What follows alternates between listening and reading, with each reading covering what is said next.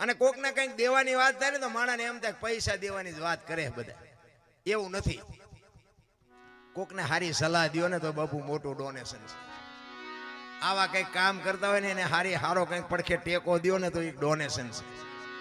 એક એસટીમાં તમે ચડ્યા હોય અને તમને જગ્યા મળી જાય અને કોઈ બેન દીકરી ચડે, કોઈ વૃદ્ધ બાપા ચડે, કોઈ વૃદ્ધ માજી ચડે અને તમે ઊભા થઈ અને એને જગ્યા આપી દો તો આ મોટું ડોનેશન છે. દેવાની વસ્તુ નકરી પૈસા નથી.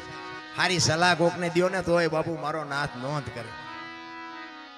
પણ આ જગતને મેં કીધું એમ કઈ પુગાય એવું નથી. આમ સવારના પોરમાં બસ આમ ગામમાંથી ઉપડે ને એટલે આમ વેલો પગી ગયો હોય ને એટલે બારી પાસે બરોબર આમ જગ્યા મળી ગઈ હોય ને પછી બસ ઉપડે ને આમ કેવી વાતો કરે ખબર કે જીવવા જેવું આવ્યું છે ને આપણા ગામમાંથી બસ ને ઠેઠ શહેર સુધી ને આ જુઓ જગ્યા ના હવા આવતી હોય ને આમ તમે જુઓ તો એવી વાતો કરે.